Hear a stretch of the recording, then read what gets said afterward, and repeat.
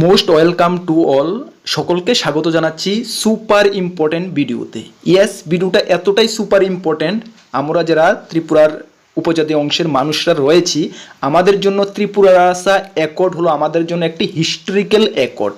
কেন historical accord? Tripura আসা accord যখন আমাদের ফুলফিল ইমপ্লিমেন্ট হয়ে যাবে, তখন আমরা নিশ্চিন্তে বলতে পারি যে ত্রিপুরার জনজাতি অংশের যে আমরা মানুষ রয়েছে, তাদের আর্থিক দিক দিয়ে, ফাইন্যান্সিয়াল দিক দিয়ে, সব দিক দিয়ে তাদের উন্নত হবে এবং তার সঙ্গে সঙ্গে আমাদের ত্রিপুরাও আরও ডেভেলপড হবে।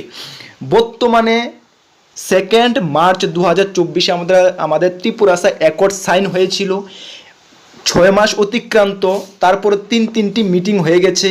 বর্তমানে যে ফাইনাল আপডেট রয়েছে, কতটুকু অগ্রসর হয়েছে, এবং তার মধ্যে আমরা জানতে পেরেছি যে আমাদের home minister Shri Amit Shahji 25 August আমাদের ত্রিপুরা আসা অ্যাকর্ডের ব্যাপারে একটি ডেট আমাদেরকে দিয়েছে, যে ওই ডেটে উনি ফাইনাল কিছু জানাবে বা ফাইনাল এটার ব্যাপারে চিন্তাধারা করবে। তাহলে 2 মার্চ থেকে 25 আগস্ট পর্যন্ত যে ডিউরেশনটা, এর মধ্যে কি হয়েছে, কি পয়েন্ট আমাদের যে গ্রেট বুবাগ্রা প্রদ্যুৎ কিশোর মানিক্য আমাদের জন্য অনেক খাটছেন ত্রিপুরা আসা অ্যাকর্ড ফুলফিল ইমপ্লিমেন্ট করার জন্য, কি তিনি পদক্ষেপ নিয়েছেন, প্রেজেন্ট সিচুয়েশন কি ত্রিপুরা অ্যাকর্ডের, সব কিছু এই ভিডিওতে বিস্তারিত তোমাদেরকে জানিয়ে দেব। সুতরাং তোমাদের এটা জানা দরকার যে ত্রিপুরা আসা অ্যাকর্ড কোন পর্যায়ে এসে এখন রয়েছে, কতটুক অগ্রসর হয়েছে, বা ফুলফিল ইমপ্লিমেন্ট হতে আর কতদিন সময় লাগবে। সুতরাং এই ভিডিওতে তোমাদেরকে আমি সম্পূর্ণটা জানিয়ে দেব। এই ভিডিওটা তোমাদের জন্য এতটাই গুরুত্বপূর্ণ, তোমরা ধৈর্য সহকারে ভিডিওটা দেখো। চলো শুরু থেকে আমরা বলছি যে ত্রিপুরা আসা অ্যাকর্ড, তোমাদেরকে একটু আমি পিছিয়ে চলে যাই। তোমরা সকলেই জানো যে 2 মার্চ 2024 আমাদের ত্রিপুরা আসা অ্যাকর্ড সাইন হয়েছিল। কার মধ্যে সাইন হয়েছিল? আমাদের হোম মিনিস্টার শ্রী অমিত শাহ এবং ত্রিপুরা গভর্নমেন্ট এবং আমাদের ত্রিপুরা আসা পার্টির মধ্যে, ত্রিপুরা আসা যে পার্টি, অ্যালায়েন্স পার্টি, তার মধ্যে 3টি টিমের মধ্যে ত্রিপুরা আসা অ্যাকর্ড সাইন হয়েছিল। তোমরা দেখতে পাচ্ছ ওই যে ঐতিহাসিক মিটিংটা হয়েছিল ত্রিপুরা আসা অ্যাকর্ডের, সেটাকে অমিত শাহ কিন্তু হিস্ট্রিক্যাল অ্যাকর্ড বলেও আখ্যা দিয়েছেন। কেন আখ্যা দিয়েছেন? যখন 3টি টিমের মধ্যে এই অ্যাকর্ডটা সাইন হয়েছিল, সাইনটার মেইন অ্যাকর্ডটা কি ছিল, যে এই বেনিফিটগুলো আমাদেরকে সেন্ট্রাল গভর্নমেন্ট সরাসরি আমাদেরকে পৌঁছিয়ে দেবে আমাদের এডিসি এরিয়াতে। এর মধ্যে বেসিক্যালি ছিল কি, land right, political right, economic development, history, cultural right এবং ল্যাঙ্গুয়েজ রাইটস। এই মেইন পয়েন্টগুলো ছিল ত্রিপুরা আসা অ্যাকর্ডের মধ্যে সাইন্ড। এখানে এও বলা ছিল যে ত্রিপুরা গভর্নমেন্ট ত্রিপুরা আসা অ্যাকর্ড ইমপ্লিমেন্ট হওয়ার ক্ষেত্রে যা করণীয় সম্পূর্ণটা হেল্প করবে, বাট সেন্ট্রাল থেকে ডাইরেক্ট ফান্ডিং বা ডাইরেক্ট ফেসিলিটি ত্রিপুরা এডিসি এরিয়ার মধ্যে পৌঁছাবে।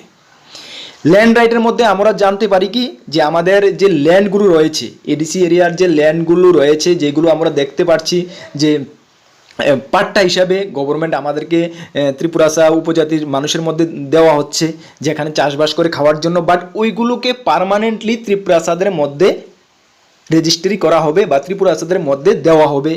পলিটিক্যাল রাইট বলতে আমরা এটা বুঝছি যে ত্রিপুরার যে পলিটিক্যাল পাওয়ার, সেটাকে ত্রিপুরা উপজাতি মানুষের মধ্যে আরও বাড়াতে হেল্প করবে। কিভাবে হেল্প করবে? যদি আমাদের বর্তমানে আমরা দেখতে পাচ্ছি যে আমাদের বিধানসভার মধ্যে 60টি সিট রয়েছে, এর মধ্যে 20টি সিট রয়েছে উপজাতি রিজার্ভেশন, মানে এসটি ক্যাটাগরির 20টি সিট রয়েছে, সেটাকে আরও বাড়াতে হবে। যদি এটাকে আরও বাড়ানো হয়, তাহলে ত্রিপুরার যে উন্নতমূলক কাজ, এডিসি এরিয়ার যে উন্নতমূলক কাজ, সব কিছু কিন্তু বিধানসভার মারফতেই আমাদের কাছে এসে পৌঁছে। যখন আমাদের প্রতিনিধি বেশি থাকবে, তখন আমরা সাপোর্ট বেশি হবে বিধানসভার মধ্যে, এবং কোনো একটা বিল বা কোনো একটা ফাইন্যান্সিয়াল ফেসিলিটি পাস করিয়ে আনতে সুবিধা হবে। সেটাকে পলিটিক্যাল রাইট হিসাবে বোঝানো হয়েছে, ইকোনমিক ডেভেলপমেন্ট। ওই কারণে যখন পলিটিক্যাল রাইট, পলিটিক্স দিয়ে ম্যাচুরিটি বেড়ে যাবে, তখন অটোমেটিক ইকোনমিক্যাল ফাইন্যান্সিয়াল ফান্ডিং আসবে, ইকোনমিক ডেভেলপমেন্ট হবে। হিস্টোরি, কালচারাল রাইটের মধ্যে আমাদের রয়েছে, যে আমাদের হিস্ট্রি যে রয়েছে, ত্রিপুরার যে কিংরা রয়েছেন, যে ডায়াগনিস্টরা রয়েছেন, যাদের হিস্ট্রিকের সব কিছুকে আমাদের হিস্ট্রি হিসাবে রাখতে হবে, সংরক্ষিত রাখতে হবে, এবং আমাদের কালচারকে যেহেতু আরও অগ্রাধিকার দেওয়া হতে পারে। এবং ল্যান্ড রাইট, ল্যাঙ্গুয়েজ রাইটের মধ্যে কিছুদিন আগে তোমরা দেখতে পাচ্ছ যে ককবরক যে লিপিটাকে, এটাকে যে সব বোর্ডের এক্সামে এটাকে যেহেতু মান্যতা দেওয়া হয়, এইভাবে ল্যাঙ্গুয়েজ রাইট যে ল্যাঙ্গুয়েজটাকে, ককবরক ল্যাঙ্গুয়েজটাকে যেহেতু আরও জাতীয় স্তরেও এটা নিয়ে যাওয়া হয়, এই ধরনের কিছু মেনশন ছিল ত্রিপ্রাসা অ্যাকর্ডের মধ্যে মেন পয়েন্টগুলো। ঠিক আছে, যদি অ্যাকর্ডটা পাস হয়ে যায় তাহলে কিন্তু অনায়াসে বলা যেতে পারে ত্রিপুরা উপজাতি মানুষের মধ্যে মানে হিউজ পরিমাণে একটা অগ্রগতি আসবে। ঠিক আছে, তার জন্য আমাদের গ্রেট বুবাগ্রা প্রদ্যুৎ কিশোর মানিক্য কিন্তু উনারই ফুলফিল অবদান আমরা বলতে পারি, উনি কিন্তু খুব হিউজ পরিমাণে খাটছে। ঠিক আছে, এই দেখো যে ত্রিপুরাসা সাইন যেটা সাইন হয়েছিল, এখানে কিন্তু ত্রিপুরাসা সাইন যে ত্রিপুরাসা পার্টির মধ্যে ছিলেন প্রদ্যুৎ কিশোর দেববর্মন ছিলেন, বিজয় কুমার রাঙ্কল যিনি প্রেসিডেন্ট উনি ছিলেন, এবং অনিমেষ দেববর্মা যিনি বর্তমান আমাদের ফরেস্ট ডিপার্টমেন্টের মিনিস্টার রয়েছেন ত্রিপুরা গভর্নমেন্টের, উনি রয়েছেন। এবং যে সেন্ট্রাল গভর্নমেন্টের তরফ থেকে কিন্তু সাইন করা হয়েছিল পীযূষ গোয়েল, হ্যাঁ, এডিশনাল সেক্রেটারি MHA সাইন করেছিলেন, এবং ত্রিপুরা গভর্নমেন্ট তরফ থেকে JK সিনহা ছিলেন চিফ সেক্রেটারি অফ ত্রিপুরা। ঠিক আছে, চলো তাহলে আমরা এতটুকু বুঝতে পারছি যে ত্রিপুরাসা অ্যাকর্ডটা কিসের উপরে সাইন হয়েছিল। আশা করি সকলেই তোমরা জানো, এটা তোমাদেরকে জাস্ট আমি পিছিয়ে নিয়ে এসেছি। এখন বর্তমানে দেখো, বর্তমানে কি অবস্থা রয়েছে। After 3 month 11th June, 2nd মার্চের পরে লোকসভা ইলেকশন গিয়েছে, সব কিছু চুপচাপ। 11th জুন বুবাগ্রা, গ্রেট বুবাগ্রা, উনি MS তরফ থেকে জানতে চেয়েছেন যে এটার ব্যাপারে সেন্ট্রাল গভর্নমেন্ট, ত্রিপুরাসা অ্যাকর্ডের ব্যাপারে সেন্ট্রাল গভর্নমেন্ট কী চিন্তাধারা করছে। তখন অমিত শাহজি একটি জানিয়েছিলেন যে একটি জয়েন্ট ওয়ার্কিং গ্রুপ বা জয়েন্ট ওয়ার্কিং কমিটি একটি বানানো হবে, যেহেতু ওই কমিটিটা সব ত্রিপুরার যে এডিসি এরিয়া আছে সেই এডিসি এরিয়ার মধ্যে যে ফেসিলিটিগুলোর কথা বলা হয়েছে, ত্রিপুরা অ্যাকর্ডের মধ্যে যে ফেসিলিটিগুলোর কথা বলা হয়েছে, অ্যাকর্ডে যে সাইন হয়েছিল, সেগুলো স্মুথলি এগুলো পৌঁছে দেওয়ার জন্য একটি গ্রুপ বা কমিটি বানানো হবে। সেই কমিটির থ্রু মারফতে সব ফেসিলিটিগুলো, অ্যাকর্ডগুলো ত্রিপুরা এডিসি এরিয়ার মধ্যে পৌঁছবে। ঠিক আছে, এবং তখন কিন্তু আমাদের গ্রেট বুবাগ্রা একটি টুইট করে জানিয়েছিলেন, বা সোশ্যাল মিডিয়াতে তিনি সকলকে জানিয়েছিলেন যে ত্রিপুরার যারা এডিসি এরিয়ার যে বুদ্ধিজীবী মানুষ রয়েছেন, যারা সোশ্যাল গ্রুপের সঙ্গে জড়িত রয়েছেন, প্লাস যে ট্রেডিশনাল কাউন্সিল রয়েছেন বা স্টুডেন্ট যে ফেডারেশন রয়েছেন, সকল বুদ্ধিজীবী মানুষদের থেকে তিনি চেয়েছিলেন যে যদি ত্রিপুরাসা অ্যাকর্ডের ব্যাপারে কিছু অ্যাডভাইস থাকে বা কিভাবে এটাকে ভালোভাবে ইমপ্লিমেন্ট করা যায়, কিভাবে এটাকে ইমপ্লিমেন্ট করলে আরও বেনিফিট হতে পারে, ত্রিপুরাসা আরও বেনিফিট হতে পারবে, এই ব্যাপারে উনাকে অ্যাডভাইস দেওয়ার থাকলে অ্যাডভাইস দেওয়ার জন্য কিন্তু উনি বলেছিলেন। একটি গ্রেট পদক্ষেপ উনি নিয়েছিলেন। ত্রিপুরা অ্যাকর্ড যদি ইমপ্লিমেন্ট করার ক্ষেত্রে আরও কিছু বুদ্ধিজীবীদের আরও কিছু মানে মাথায় থাকে যে বুবাগ্রাকে অ্যাডভাইস দেওয়ার জন্য বলেছিলেন, যেহেতু ত্রিপুরা সারা আরও ভালো থেকে ভালো, বেটার থেকে বেটার বেনিফিট হতে পারে। এটা 11th জুনে ঘটনাটা ঘটেছিল। তারপরে কিন্তু 25 জুন যে 25 জুন না, বাট 23 জুন তোমাদেরকে বলি, 23 জুলাই একটি প্রতিনিধি টিম, 10 জনের একটি প্রতিনিধি টিম, যে আমাদের 10টি এডিসি TTADC কাউন্সিল রয়েছে আমাদের 4টি স্টেটে, আসাম, মেঘালয়, মিজোরাম এবং ত্রিপুরা, এই 4টি স্টেটে সর্বমোট 10টি অটোনোমাস ডিস্ট্রিক্ট কাউন্সিল রয়েছে। এই 10টি অটোনোমাস ডিস্ট্রিক্ট কাউন্সিল থেকে 10 জনের একটি ডেলিগেশন টিম দিল্লি গিয়েছিল 23 জুলাই। কেন গিয়েছিল? অমিত শাহজি, মাননীয় হোম মিনিস্টার অমিত শাহজির সঙ্গে মিট করার জন্য, দেখা করার জন্য। বাট 25 তারিখ ওরা অমিত শাহজির সঙ্গে দেখা করেছে এবং দেখা করে একটি মিটিং করেছে। যে মিটিংয়ের মেইন যে পয়েন্টগুলো ছিল, কি মেইন পয়েন্ট ছিল 125th amendment bill. 125th amendment বিলকে পাস করানো, এবং ছিল কিছু উন্নতমূলক ফাইন্যান্সিয়াল ফেসিলিটি, যেহেতু TTADC এরিয়ার মধ্যে পৌঁছতে পারে, যে 10টি যে অটোনোমাস ডিস্ট্রিক্ট কাউন্সিল তা থেকে বেনিফিট হবে কিছু ফাইন্যান্সিয়াল ব্যাপারে, বা কীভাবে ফাইন্যান্সিয়াল পাওয়ারকে আরও শক্তিশালী করা যায়, অটোনোমাস ডিস্ট্রিক্ট কাউন্সিলগুলোকে আরও ফাইন্যান্সিয়ালি পাওয়ারফুল করা যায়, সেই ব্যাপারে কিছু পয়েন্ট নিয়ে ডিসকাস হয়েছিল, তবে মেন ফোকাস ছিল 125th অ্যামেন্ডমেন্ট বিলকে পাস করানোর জন্য। ঠিক আছে, 10 জনের একটি প্রতিনিধি টিম গিয়েছিল আমাদের ত্রিপুরা থেকে, আমাদের বুবাগ্রা প্রদ্যুৎ কিশোর মানিক্য কিন্তু গিয়েছিলেন এমএচের সঙ্গে মিটিংয়ে। ঠিক আছে, তবে 125 অ্যামেন্ডমেন্ট বিলের উপরই জোর দেওয়া হয়েছিল এবং আশ্বাসে অমিত শাহজি এটা বলেছিলেন যে 25 আগস্টের মধ্যে একটি সুনিশ্চিত একটি রাস্তা উনি বের করবেন বা একটি পদক্ষেপ নেবেন, যাতে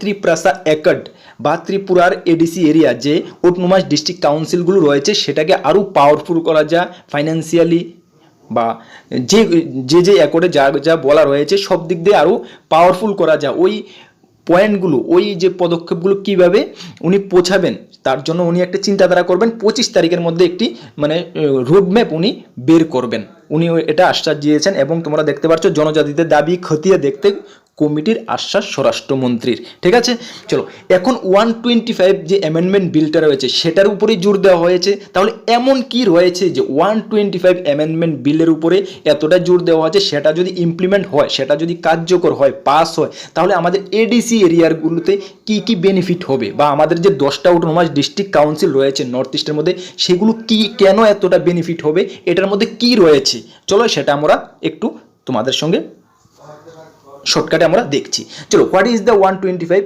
amendment bill? Actually 125 amendment bill তোমাদেরকে আমি বলে দিই, এটা ফার্স্ট 2019-এর জানুয়ারি মাসে এটা রাজ্যসভাতে বিলটা পেশ করা হয়েছিল, যেখানে financial commission and 6 schedule related যে রয়েছে, ফাইন্যান্স কমিশন এবং 6 শিডিউলের অন্তর্গত যে রাজ্যগুলো রয়েছে তাদের ফাইন্যান্সিয়াল বেনিফিট জন্য রাজ্যসভায় এটা পেশ হয়েছিল। পরবর্তী সময়ে যদিও এটা 2021-এ লোকসভায় এটাকে পেশ করা হয়েছিল, যেখানে বলা হয়েছিল যে 6 শিডিউলের অন্তর্গত যে পঞ্চায়েত রাজ ব্যবস্থা সেটা আসাম স্টেটে এটা ফুলফিল লাগু হচ্ছে না, সেই বলে লোকসভায় পেশ করা হয়েছিল। যাই হোক, এটার মধ্যে পয়েন্ট মেন যে 125 অ্যামেন্ডমেন্ট বিলে যে মেন পয়েন্টগুলো রয়েছে সেখানে রয়েছে ভিলেজ অ্যান্ড মিউনিসিপ্যাল কাউন্সিল, মানে বলা হয়েছে village and municipal council in edition of the district regional council, মানে প্রত্যেকটি এডিসি এরিয়াতে প্রত্যেকটি ডিস্ট্রিক্টে village council, village municipality council, regional council এবং ভিলেজ কাউন্সিল থাকবে। এবং সেগুলো মধ্যে ডিস্ট্রিক্ট যে রয়েছে সেই ডিস্ট্রিক্টে একটা নির্দিষ্ট পাওয়ার দেওয়া হবে, যেহেতু এই ডিস্ট্রিক্ট যদি চায় কোনো ল পাস করতে, ওদের ভিলেজের ক্ষেত্রে কোনো উন্নয়নমূলক কাজের ক্ষেত্রে কোনো ল পাস করতে, সেটা করতে পারে, সেই পাওয়ারটা দেওয়া হবে ডিস্ট্রিক্টের কাছে। ঠিক আছে, তাছাড়াও বলা হয়েছে যে সেই স্টেটের যে গভর্নর রয়েছে, রাজ্যপাল রয়েছে, ওই গভর্নরকে পাওয়ার দেওয়া হবে, যেহেতু উনি কোনো একটা ল সেই ভিলেজ বা মিউনিসিপ্যালিটি কাউন্সিলগুলোতে কোনো একটা ল উনি পাস করতে পারেন। এবং উনি এটাও বলা হয়েছে যে উনি যদি কোনো ল বা পাস করতে পারেন তাহলে কিন্তু উনি মানে সেন্ট্রালের কাছে এত দুর্ভাগ করতে হবে না, অনায়াসে যে কোনো ল বা পাস করা যেতে পারে। ঠিক আছে, এটা বলা হয়েছে। এবং বলা হয়েছে implementation of the law reform, এটা বললাম। তারপরে বলা হয়েছে আরবান অ্যান্ড টাউন প্ল্যানিং, মানে যদি কোনো আরবান এবং টাউন প্ল্যানিং করার ক্ষেত্রে সেটাও রাজ্যপালকে পাওয়ার দেওয়ার কথা বলা হয়েছে। এবং রেগুলেশন অফ ল্যান্ড ইউজ, মানে ল্যান্ড ইউজের ব্যাপারে যে এডিসি এরিয়ার যেটা ত্রিপুরাসা একর্ডের মধ্যে রয়েছে, যে ল্যান্ড ইউজের ব্যাপারে যদি কোনো ল রেডি করতে হয়, তৈরি করতে হয়, সেটাও যেহেতু রাজ্যপালের হাতে পাওয়ার দেওয়া হয়। এগুলো মেনশন করা রয়েছে ভিলেজ অ্যান্ড কাউন্সিল মিউনিসিপ্যাল কাউন্সিলের মধ্যে। তাছাড়াও একটি উল্লেখ করা রয়েছে কি স্টেট ফাইন্যান্স কমিশন, মানে স্টেট ফাইন্যান্স কমিশনের কথা বলা হয়েছে। এটা বলা হয়েছে যে প্রত্যেকটি স্টেটে স্টেট ফাইন্যান্স কমিশন হবে এবং সেই স্টেট ফাইন্যান্স কমিশনকে নিয়োগ করবে সেই রাজ্যের গভর্নর। যদি স্টেটের সেই এডিসি এরিয়ার মধ্যে যাই কোনো ইলেকশন হোক, ভিলেজ কাউন্সিল বলো, পঞ্চায়েতি ইলেকশন বলো, যে কোনো ইলেকশনই হোক না কেন, সেটা স্টেট ইলেকশন কাউন্সিল দ্বারাই পরিচালিত হবে এবং সেই স্টেট কাউন্সিল কমিশনকে রাজ্যপাল দ্বারা নিয়োগ করা হবে, সেটাও বলা হয়েছে। এবং বলা হয়েছে যে স্টেট ফাইন্যান্স কমিশনের কথা বলা হয়েছে যে প্রত্যেকটি রাজ্যে একটি নির্দিষ্ট একটি স্টেট ফাইন্যান্স কমিশন গঠন করার কথা বলা হয়েছে। যদি প্রত্যেকটি রাজ্যে স্টেট ফাইন্যান্স কমিশন গঠন করা হয়, তাহলে সেই ফাইন্যান্স কমিশন সেই স্টেটের ব্যাপারে সেই মিউনিসিপ্যালিটি কাউন্সিল বলো বা সেই অটোনোমাস ডিস্ট্রিক্ট কাউন্সিল বলো, সেটির ব্যাপারে নজরদারি করবে। যাই কিছু বিল পাস করা, ট্যাক্স কালেকশন করা, ট্যাক্স ডিস্ট্রিবিউশন করা, যাই কিছু হোক ওই স্টেট ফাইন্যান্স কমিশন দ্বারাই হবে এবং সরাসরি সেন্ট্রাল গভর্নমেন্ট থেকে ফান্ড কালেকশানে এটা হেল্প হবে। এই মেন কিছু পয়েন্ট রয়েছে, তাছাড়াও আরও অনেক পয়েন্ট রয়েছে। হ্যাঁ, এগুলো এটাই বলা হয়েছে 125th অ্যামেন্ডমেন্ট বিল যখনই পাস হবে, লাগু হবে, তখন এই বেনিফিটগুলো কিন্তু আমরা ভোগ করতে পারবো। দ্যাট মিনস আমাদের যে অটোনোমাস ডিস্ট্রিক্ট কাউন্সিলগুলো আছে সেই ফেসিলিটিগুলো ভোগ করতে পারবে এবং সেই ফেসিলিটিগুলোর মধ্যেই কিন্তু তোমরা দেখতে পাও সবগুলো ত্রিপুরাসা অ্যাকর্ডের মধ্যে রিলেটেড, সব কিছু রিলেট করে কিন্তু বেয়ার করে, ঠিক আছে, রিলেটেড রয়েছে। সুতরাং 125th অ্যামেন্ডমেন্টের বিলের উপরে এই কারণেই এতটা জোর দেওয়া হচ্ছে পাস করানোর জন্য, ঠিক আছে। এতটুকু পর্যন্ত 25 জুলাই পর্যন্ত এতটুকু নিউজ রয়েছে এবং স্বরাষ্ট্রমন্ত্রী থেকে এটাই আশ্বাস পাওয়া গেছে যে 25 আগস্টের মধ্যে কোনো একটা নির্দিষ্ট রোড ম্যাপ উনি বের করবেন, ঠিক আছে। এর নেক্সট টাইম পরবর্তী সময়ে নেক্সট স্টেপে 10 আগস্ট একটি মিটিং হয়েছে ত্রিপুরা হেরিটেজ পার্কে, ত্রিপুরা হেরিটেজ ক্লাব ত্রিপুরাসা ক্যাসেলে শিলংয়ের মধ্যে যেটা রয়েছে, যেটা ওনার রয়েছেন আমাদের গ্রেট বুবাগ্রা প্রদ্যুৎ কিশোর মাণিক্য। ওখানে একটি মিটিং করানো হয়েছে, একটি কনফারেন্স হয়েছে। সেই কনফারেন্সটা হয়েছে যে 10টি যে অটোনোমাস ডিস্ট্রিক্ট কাউন্সিল রয়েছে আমাদের 4টি স্টেটের মধ্যে, আসাম, মিজোরাম, মেঘালয়, ত্রিপুরার যে 10টি অটোনোমাস ডিস্ট্রিক্ট কাউন্সিল রয়েছে, সেই 10টি অটোনোমাস ডিস্ট্রিক্ট কাউন্সিলের যারা অথরিটি রয়েছেন, দ্যাট মিনস যারা চিফ মুখ্য আধিকারিক রয়েছেন, তাদেরকে নিয়ে ত্রিপুরা ক্যাসেলে একটি মিটিং কন্ডাক্ট করা হয়, যেখানে আমাদের ত্রিপুরা তরফ থেকে ত্রিপুরা গ্রেট বুবাগ্রা প্রদ্যুৎ কিশোর মাণিক্য ছিলেন। এই যে মিটিংটা করানো হয়েছে, সেই মিটিংটার মেন উদ্দেশ্য হলো কি, ত্রিপুরার যে 10টি অটোনোমাস ডিস্ট্রিক্ট কাউন্সিল রয়েছে, এই 10টি অটোনোমাস ডিস্ট্রিক্ট কাউন্সিলকে কীভাবে আরও শক্তিশালী করা যায়, আমরা কীভাবে একজোটে কাজ যদি করি, এই একজোটে কাজ করলে আমরা যে অটোনোমাস ডিস্ট্রিক্ট কাউন্সিলগুলোকে আরও শক্তিশালী করতে পারবো। সেন্ট্রাল থেকে ফান্ড এলোকেশনের ক্ষেত্রে, ফান্ড রিসিভ করার ক্ষেত্রে আমরা একজোট থাকলে আমরা অধিক মাত্রায় ফান্ড সংগ্রহ করতে পারবো।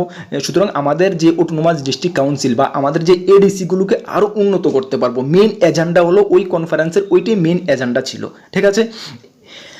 সেই কারণে 10 জুলাই একটি মিটিং কন্ডাক্ট করা হয়েছিল, ঠিক আছে। আর এখন পর্যন্ত 10 আগস্ট যে মিটিংটা কন্ডাক্ট করা হয়েছিল, এরপরে কিন্তু সকলে ওয়েট করে আছে এবং এটাও বলেছে যে তারা একটা কমিটি গঠন করবে, যেহেতু সব কমিটি মিলে একজোটে কাজ করা যায়, ঠিক আছে। এটাই সেই মিটিংয়ের মেন এজেন্ডা ছিল। সেই অ্যাকচুয়ালি এই যে মিটিংটা, সেটা পুসি লালমুয়া রাঙ্গা, হ্যাঁ, উনার নেতৃত্বেই মিটিংটা করানো হয়েছিল সবগুলো অটোনোমাস ডিস্ট্রিক্ট কাউন্সিলকে নিয়ে, ঠিক আছে। চলো, এখন আমাদের সকলে ওয়েট করছে কি 25 আগস্টের মধ্যে যে অমিত শাহ বলেছিলেন একটা নির্দিষ্ট একটি রুটম্যাপ দেখাবে বা নির্দিষ্ট একটি কিছু মানে সিদ্ধান্তে উনি যাবে কীভাবে ত্রিপুরাসা অ্যাকর্ডকে ইমপ্লিমেন্টেশন করা যায়, ঠিক আছে। এখন আমরা ওয়েট করে আছি 25 আগস্ট আসুক, কি আমাদের রেজাল্ট বের হয়, অবশ্যই আমরা তোমাদেরকে জানাবো। এবং তোমাদেরকে আমি এটা বলি যে তোমরা যারাই বুবাগ্রাকে ভালোবাসো, গ্রেট বুবাগ্রা ত্রিপুরার উপজাতি মানুষের জন্য ত্রিপুরাসা অ্যাকর্ড পাস করানোর জন্য উনার অবদান কিন্তু একদম যথেষ্ট।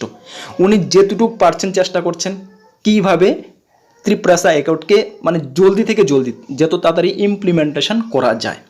তোমরা দেখতে পাচ্ছ, আমরাও দেখতে পাচ্ছি। সুতরাং তোমরা কি করো, যদি গ্রেট বুবাগ্রাকে ভালোবাসো অবশ্যই তোমরা মানে ওনাকে সাপোর্ট করো, তাহলে উনার যে কাজগুলা, উনার যে এতটা অবদান, উনার যে কাজগুলা সকলকে তোমরা জানিয়ে দাও, ঠিক আছে। চলো, আর নেক্সট যখন কিছু ঘটবে অবশ্যই আমরা তোমাদেরকে জানিয়ে দেব। আর এই ভিডিওটা তোমরা সকলের মাঝে শেয়ার করে দাও, তোমাদের যত উপজাতি ভাই বোন রয়েছে সকলের কাছে পৌঁছে দাও, যেহেতু ওরা জানতে পারে, বুঝতে পারে যে গ্রেট বুবাগ্রা ত্রিপুরাসা অ্যাকর্ড ইমপ্লিমেন্টেশন করার জন্য উনার অবদান কতটুকু, উনি কী করছেন, সকলের মাঝে এটা ছড়িয়ে দাও, যদি তোমরা গ্রেট বুবাগ্রাকে ভালোবেসে থাকো, ঠিক আছে। আর তোমরা যদি এই চ্যানেলের নতুন ফার্স্ট টাইম ভিজিট করে থাকো, তোমাদের উদ্দেশ্যে বলছি, এই চ্যানেলে আমরা গভর্নমেন্ট জব ইনফরমেশন এবং বিভিন্ন কম্পিটিটিভ এক্সামের প্রিপারেশন করিয়ে থাকি। যদি তুমি কোনো গভর্নমেন্ট জব খুঁজছো বা কোনো কম্পিটিটিভ এক্সামের প্রিপারেশন বানাচ্ছ বা তোমার ট্রেন্ডিং টপিক সম্বন্ধিত ত্রিপুরার রিসেন্ট যা ঘটছে এগুলো জানার ইচ্ছা আছে, তাহলে অবশ্যই আমাদের চ্যানেলটিকে সাবস্ক্রাইব করে পাশের একটি ঘন্টা বেল আছে দেখবে, এটাকে প্রেস করে রাখবে। সব কিছুর আপডেট তোমরা এই চ্যানেলের মাধ্যমে পেয়ে যাবে। আবারও বলছি, তাছাড়া তোমরা যদি বিভিন্ন এক্সামের প্রিপারেশান করছো, Tripura SSC, railway, TPSC, TTADC, সব কিছুর ফুল কমপ্লিট নোটস এবং কোয়ালিটি মেনটেন নোটস আমাদের কাছে রয়েছে। যদি আমাদের নোটসগুলো তোমরা নিয়ে পড়তে চাও, এই যে আমাদের হোয়াটসঅ্যাপ নাম্বার রয়েছে, সেই হোয়াটসঅ্যাপ নাম্বারে যোগাযোগ করে পিডিএফ ফরম্যাট আমাদের কাছে অ্যাভেলেবেল রয়েছে, নিয়ে নেবে। তবে এতটুকু আমি তোমাদেরকে বলতে পারি যে আমরা যথেষ্ট কোয়ালিটি কতটুকু মেনটেন করা যায় আমরা যথেষ্ট চেষ্টা করছি। প্রিভিয়াস ইয়ারগুলোতে তোমরা খবর নিয়ে নাও যে কতটুকু কর্মবার্তা অনলাইন নোট কতটুকু কমন পড়ে, সেটা তোমরা খবর নিয়ে তারপরে আমাদের নোটগুলো নেবে। আমি আবারও বলছি, বিভিন্ন আপডেট পাওয়ার জন্য, বিভিন্ন জব এডুকেশন রিলেটেড সব কিছুর খবর পাওয়ার জন্য অবশ্যই কর্মবার্তা অনলাইন চ্যানেলটিকে সাবস্ক্রাইব করে রাখো। আর ভিডিওটা তোমরা সকলের মাঝে শেয়ার করে দাও, এবং ইনফরমেশনটা যদি তোমার ভালো লাগে, বুবাগ্রার কাজগুলো যদি তোমাদের ভালো লাগে, অবশ্যই ভিডিওটিতে একটি লাইক করবে। মাস্ট সকলে ভিডিওটা শেয়ার করে সকল উপজাতি ভাই বোনদের মাঝে এটা ছড়িয়ে দাও যে আমাদের গ্রেট বুবাগ্রা উনি একজন গ্রেট পারসন। ঠিক আছে, নেক্সট আপডেটে তোমাদের সঙ্গে দেখা হবে। সকলকে জয় হিন্দ, বন্দে মাতরম, বেস্ট অফ লাক।